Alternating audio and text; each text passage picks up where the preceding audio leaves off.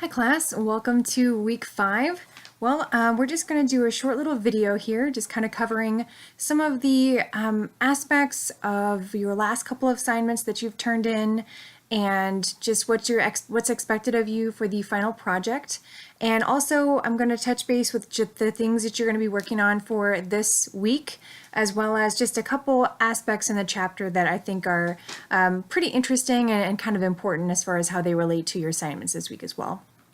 So kind of jumping right in here, I just want to mention that this particular week you're doing chapter 4, which is focusing on different behaviors and attitudes. Your main assignments for this week are to read chapter 4, watch the Connect video. It's about a 14-minute video talking about Zimbardo's experiment, which I know I put in the announcement for last week, so kind of gave you a little bit of a taste of it. Now you're going to watch another video on it as well. And then your assignments for this week, you have just 2 discussion board postings.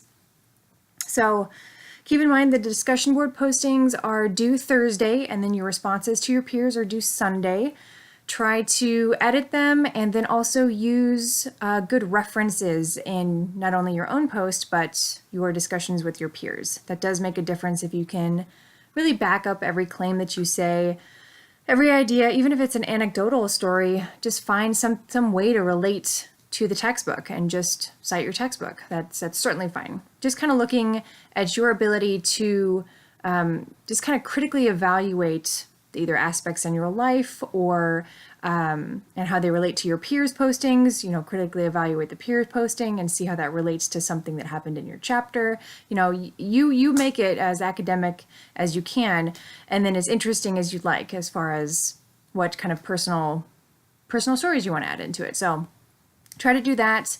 That's pretty much the only thing that's really missing from some of your postings is just the academic reference to some empirically based article, whether it's your textbook or research article or website.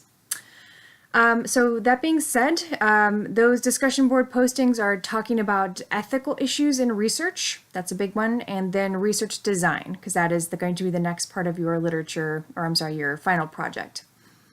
So just to touch base a little bit, kind of cover or give an explanation, I guess, as far as what's happening with assignment 3-2 and how that kind of factors in with the final lit review and kind of what's expected of you.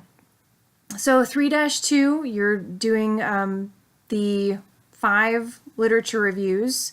You did 1 for each of your articles, pretty much giving a lot of the similar information that you had done the week before. So you're giving the purpose of the article, the variables, all of those things. So make sure you give me 5 of those, and make sure, well, you already did, but they needed to have really good, thorough information. And essentially what those do is those act as kind of your interim lit reviews and kind of a framework for you to take that information, pluck that information out of the article, and now you're going to put it into a bigger lit review. You're not just going to copy paste, you're actually going to seamlessly put it into a lit review talking about what happens, what's the basis for the subject, what's the research that happened with it, that was the lit review, which then you're making a claim.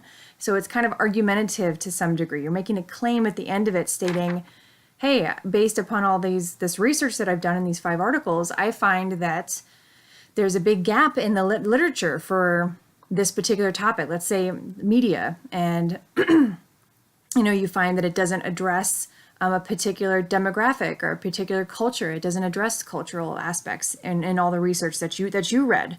I keep in mind this is a small scale project. No one's expecting you to have gone out and done just massive research to conclusively state that there's no literature reviews done or no research done on culture. Because of course there are. These are just the research articles that you've gotten. You're evaluating them through your eyes, finding a gap in the research. You're using those articles to give kind of a summary of what's happening in the research topic and research track. And then you're using that as hey, I also noticed this is missing within this research. This is where you, the researcher, the investigator, the scientific evaluator, are going to build a research design And that's going to be the second part of your project. You're stating a hypothetical research design that would really work to address that gap that you want to research. So it's a little complicated, and this is keep in mind, this is a very, I think, high level college project. So this is definitely learning a lot of new skills, and you're putting it all together. So this is something that you might need a little bit of extra time to work on, a little bit of help, a little advice. Certainly please email me if you have any questions about really kind of what this is all going to look like. That being said, I am going to put up a literature review template online, probably within the next few days. And this template is what I'm going to be looking for your literature review. You're going to have subheadings with everything that you see in the final project rubric. So, you find your final project rubric online. So it looks like this. Got the overview here. And then it's about 7 pages long, and you've got these different sections here of what it's looking for. I know it's kind of hard to read, but so essentially the literature review is supposed to have social context factors, social motives, the history, how it relates to social psychology, research designs, conduct research, issues of ethics, what's been viewed historically, and what the gap is in your research. So those, I think there's like nine things are what is going to be in this template as far as subheading that you're going to be required to put in your literature review.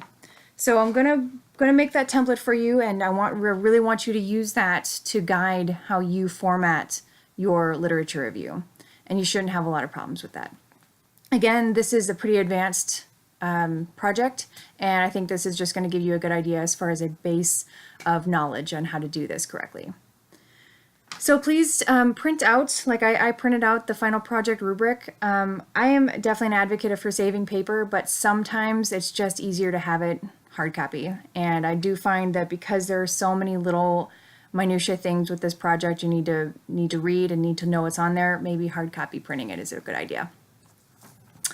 Okay, so that being said, I want to talk a little bit about chapter 4. That is your chapter reading this week, and in addition to your discussion board topic, discussing ethics in research, this definitely is a very applicable topic for your final project. So this is a good one to kind of keep your eyes open when you're reading this, thinking about it, and just consider all the different aspects that factor into doing research in the most ethical manner. So chapter 4 is really looking at different attitudes, predicting behaviors, and then behaviors impacting attitudes, and then your environment impacting your behaviors. So you've got this nice triangle, I think in the first page of the chapter, that says your affect or emotions, your behaviors, and then your cognitions. And it's a nice little circle or triangle. They go either way too. Either one can affect the other. So these are the ABCs of behavior. And this is a pretty stuck in stone concept for psychology in general. This is how not only social psychology looks at how people interact with their environment and their world and how they choose to behave for themselves with their environment, but it's also how we as psychologists do therapy. Behaviorism was a big aspect of the cognitive behavioral therapy movement, and then also understanding the power of cognitions as well. So the ABCs definitely factors into a lot of the roots for psychology. So it's good to keep in mind as far as why you do the things you do. It comes down to affect, emotion, behavior, and cognition.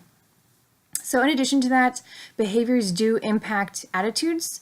So we talk a little bit about the roles, and I think you guys have already had an introduction to typical norms, group norms, the different roles that people play, stereotypical norms, stereotypical roles, gender roles. So essentially, again, this is just the set of norms that are out there for particular groups of people. and you base your attitudes based upon what your expectation is of a typical norm or a role for somebody's behavior. And when they don't act like that, what you're expecting, what your belief system says they should act, it affects your attitude, and it probably affects your behaviors eventually towards somebody. That leads into a little bit more of the stereotypical based viewpoints of people, maybe a little bit of racism towards people. Very prejudicial attitudes can stem from that very easily. So you can get some negative things from thinking about people having set roles in this world. Again, keep in mind that, you do have roles based upon biological sets. So like women, females bear children. We have the biological components to do that. That is not a role that a man will ever have. That's pretty much the only truth out there. So consider that, and then kind of take into consideration too that a lot of these roles are socially constructed. So leading into more the environment impacting behavior, these different expected roles in turn kind of made the guards in the Zimbardo study, as you're going to see if you haven't looked at that already. It made them act pretty poorly because they were expecting to. They thought they were supposed to. This was expectation management of their roles, and they were awful, completely awful. And this really went into not only was it a fascinating experiment, but it also went into how obedience and authority and conforming factors into people's behavior all the time.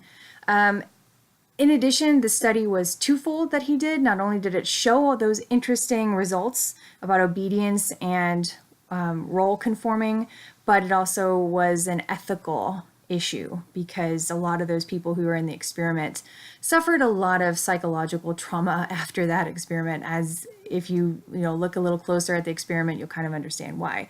So in social psychology and psychology in general, there were a lot of I'm trying to think of the best word to say it, maybe inappropriate research studies that went down that weren't conducted in the most ethical of ways because the participants suffered a little bit afterwards.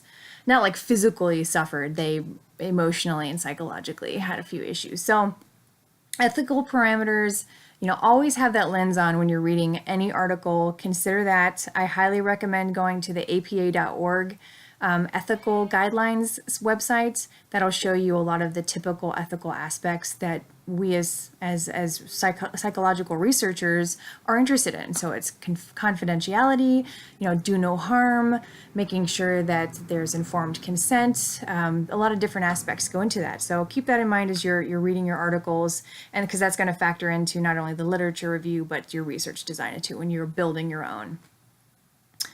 A couple other little interesting components of the chapter that I just want to hit on. Cognitive dissonance, I think, is a really fascinating. It's a really fascinating topic because I think it happens a lot when we hold a belief, when we think something about ourselves, and then maybe we either realize that it's not true about ourselves, or we engage in a behavior that's totally different than that belief. How do you rectify that for yourself? How do you justify that?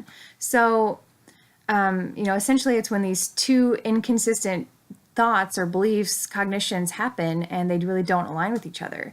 We tend to rationalize kind of what's happened, or we make excuses, or we explain it away, just to kind of save your pride, save your ego. There's a lot of reasons why we're doing this, but essentially what the emotion you're feeling is dissonance in this. So an example would be like if I